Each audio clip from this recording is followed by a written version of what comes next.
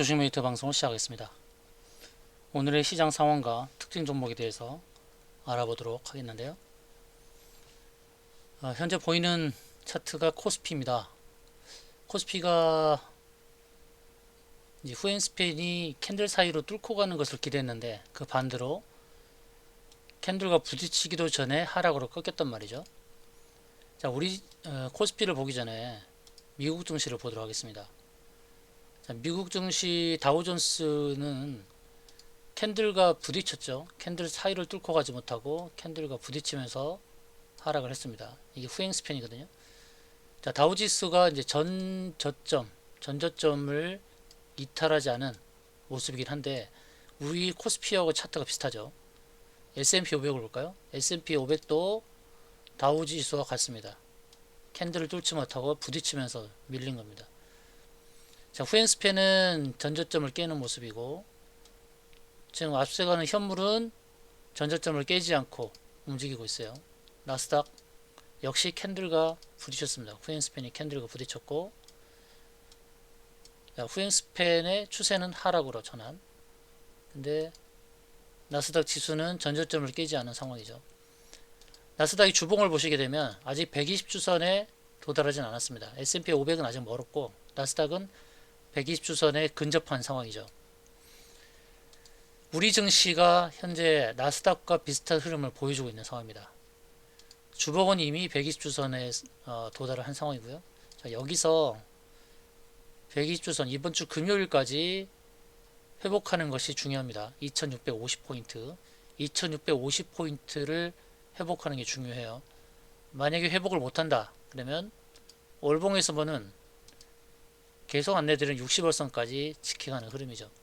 제가 두 개의 시나리오로 안내드렸습니다. 반등이 나오고 하락하는 패턴이 첫 번째 시나리오. 반등의 목표치는 2800에서 2900 사이로 봤어요. 또 이번 시나리오는 반등이 안 나오고 반등이 나오지 않고 바로 하락하는 시나리오. 두 개의 시나리오를 말씀드렸습니다. 우리 차트는 현재 나스닥과 비슷한 차트입니다. 전저점을 깨지 않은 모습이죠. 그래서 이번 주 금요일날 형성하는 모습이 중요하다. 2650을 회복하는지를 잘 봐야 됩니다. 우리가 지금 미국 증시와 비슷한 흐름인데 일본은 이미 전저점을 깨고 무너지는 차트입니다. 전저점을 깼죠. 깼고 후행스팬은 캔들과 부딪히지도 않고 하락하는 모습. 중국도 전저점을 깼습니다. 전저점을 깼죠. 항생, 홍콩 증시도 계속해서 하락 추세입니다. 근데 우리 증시는 이제 미국과 흐름을 같이 하는 모습을 보여줬죠. 이렇게 오른쪽 다리를 드는 모습, 전저점을 이탈하지 않고. 그래서 우리 증시는 지금 미국을 따라가는 모습입니다. 그런데 언제든지 전저점을 깰 수 있는 그런 흐름이에요. 그래서 이번 주에 주봉을 형성하는 모습 보시고 이번 주 금요일날 종가 기준으로 1650을 회복 못한다? 그러면 위험합니다.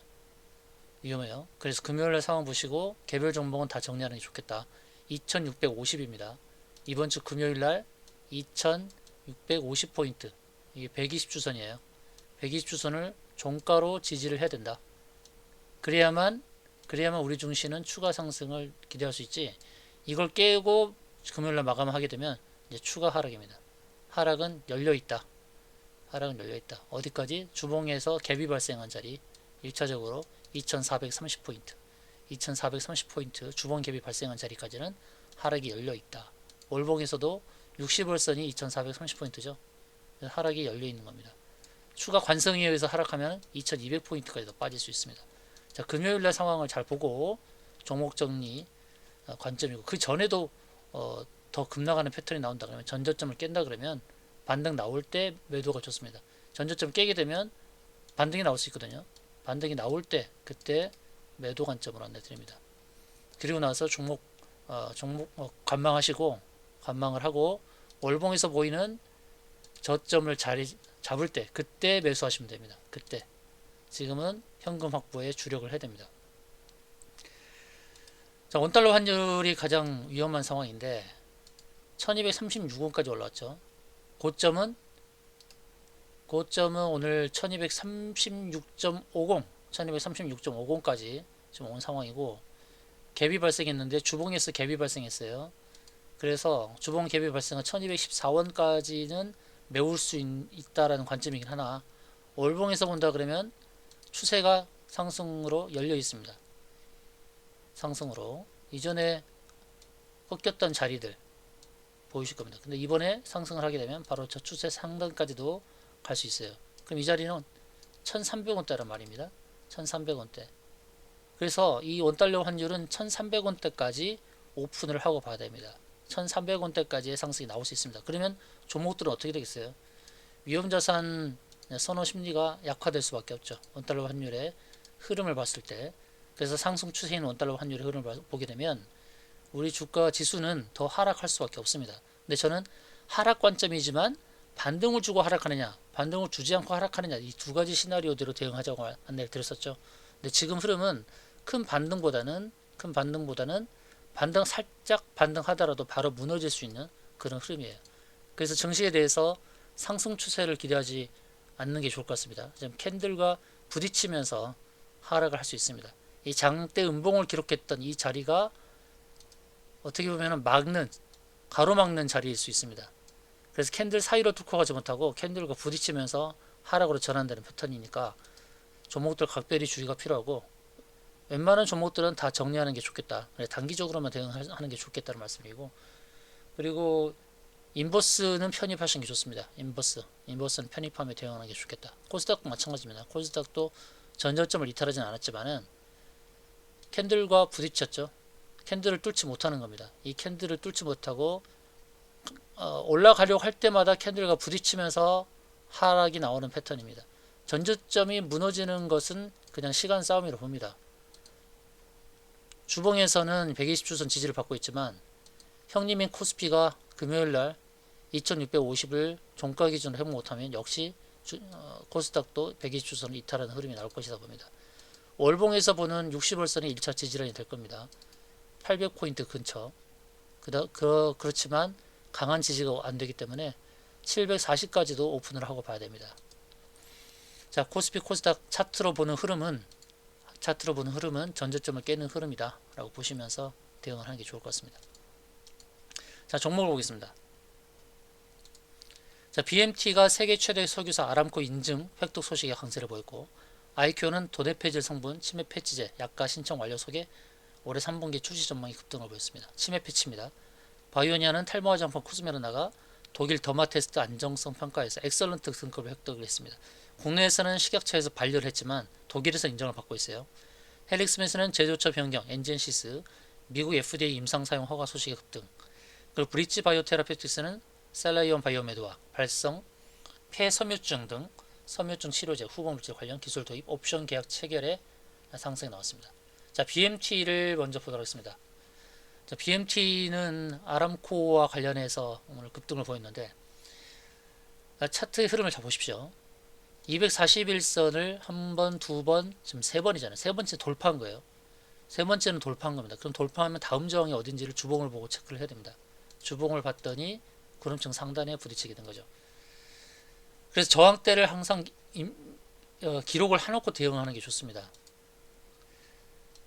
매수하는 순간에는 저항대를 기록을 해야 돼요. 241선이 저항이 될 것처럼 보이지만 이전에 두 번이나 갔다 왔구나. 그럼 세 번째는 돌파 관점을 보고 일봉에서는 저항이 없지만 주봉에서는 구름층 상단이 보이기 때문에 구름층 상단에 저항을 걸어놓고 대응을 해야 된다는 겁니다. 오늘 저항에 부딪힌 겁니다. 그래서 거래량이 많이 발생하긴 했지만 이제 눌림목이 필요한 거죠. 급등할 때마다 눌림목이 형성됐다는 것을 보실 수 있죠. 급등하고 눌림목. 그러니까 급등 후에 또 눌림목이 형성될 수 있다는 관점으로 봐야 되겠죠. BMT는 조선 관련해서 부품을 공급하는 회사이기 때문에 조선 관련 업종으로 편입되어서 상승의 기대감이 있지만 현재는 급등해서 눌림목이 형성될 수 있다는 관점으로 봐야 될 것 같습니다. 다음은 IQ인데요. IQ 오늘 급등이 나왔는데 대다수의 종목들이 바닥권에서 급등 나올 때에 저항에 부딪히는 자리들이 다 있단 말이죠. 60, 120, 240 지금 역배열이죠. IQ뿐만 아니라 많은 종목들이 이런 차트입니다. 그래서 급등 나오게 되면 제일 먼저 보이는 저항대에서는 바로 매도 대응을 해야 됩니다. IQ는 오늘 61선에서 부딪혀서 매도 대응 했어야 됩니다. 이런 차트, 역배열 차트의 경우 상승이 나왔을 때 처음 보이는 61선이 저항이 되더라라는 것을 기억하고 대응해야 됩니다. 아이큐도 오늘 급등하고 윗골이 달렸기 때문에 어느 정도 횡보의 시간이 필요하겠죠. 횡보 후에 121선까지 도달하는 흐름이 나올 수 있습니다. 이제는 바이오 관련 종목들이 바닥권에서 하나씩 움직이는 것을 확인할 수 있어요. 이전에 박셀바이오 언급드렸는데요. 박셀바이오 121선 근처에서 매도 대응하자고 안내드렸죠. 61선 넘어서고 다음에 121선 이렇게 차례차례로 대응했어야 될 자리다. 그래서 BMT와 IQ는 매도 대응했어야 된다는 말씀 드리고요. 눌림목 공략은 유효하다라고 보면 되겠습니다. 다음은 이제 바이오니아를 볼까요? 자, 바이오니아 아직 61선에 오지 않았죠. 그래서 지금은 이제 매수 관점이라고 보는 겁니다. 매도 대응은 61선에서 대응하는 거죠. 44,000원 부근, 44,000원. 오늘 안 오면 내일 쉬는 날이니까 목요일날 61선이 낮아지고 있으니 43,800원 목요일날 상승한다 그러면 43,800원 정도가 매도 대응할 자리가 될 겁니다. 바이오니아 1차 대응 자리, 2차 대응 자리로 보고 하나씩 저항대를 보고 대응하는 게 좋습니다. 61선 1차, 121선 2차 이렇게 보고 대응하시면 좋을 것 같습니다. 자, 헬릭스미스는 오늘 매도 대응했어야 되죠. 한 번에 160일 돌파하고 구름점 상단까지 왔어요. 오늘은 저항대 세 군데라 돌파했기 때문에 매도 관점입니다. 그리고 눌림목이 형성되면 그 다음에 이제 바라볼 곳이 241선이죠. 241선은 최근 5개월 동안 도달하지 않은 자리이기 때문에 이전에 강력한 저항이 될 것입니다. 자, 헬릭스미스는 눌러줄 때 매수는 유효합니다. 눌러줄 때 매수 유효. 그리고 매도 대응은 241선을 바라보고 대응하자. 헬릭스미스는 상승 관점으로 봅니다. 상승할 가능성이 굉장히 높아요. 지수의 흐름과는 다르게 헬릭스미스는 상승으로 턴한 그런 종목입니다. 거래량이 많이 발생했고 눌림목 공략은 좋다. 눌림목에서 매수하자라는 의견을 드립니다. 자, 브릿지 바이오 테라퓨틱스 오늘은 121선에서 부딪힌 흔적이죠. 근데 주가의 흐름을 보시게 되면 1차 상승 후에 전고점을 넘어서면서 눌림목이 발생했으니 역시 매수 관점이죠. 그 다음에 바라보는 곳이 60과 241선이 두 개가 있죠. 이렇게 오늘 한 번에 터치는 하지 않았습니다. 그래서 눌림목 공략은 좋고 다음 매도는 61선과 241선 사이 또는 조금 더 오버슈팅이 나오면 구름점 상단까지 바라볼 수 있겠죠. 브릿지 바이오 테라퓨틱스 매수 관점입니다. 매수 관점을 대응을 해서 이 박스권 안에서 매도 대응 12,800원부터 13,400원 사이에 매도 대응하는 것이 좋겠다는 말씀을 드리겠습니다. 자, BMT, IQ, 바이오니아, 헬릭스미스, 브릿지 바이오 테라퓨틱스 안내를 드렸고요. 이외에 물린 종목 및 매도 포인트 안내가 필요한 종목이 있다면 종목명만 문자로 보내주시기 바랍니다. 해당 종목에 대해서 대응 방법 안내해 드리도록 하겠습니다. 이상으로 방송 마치겠습니다.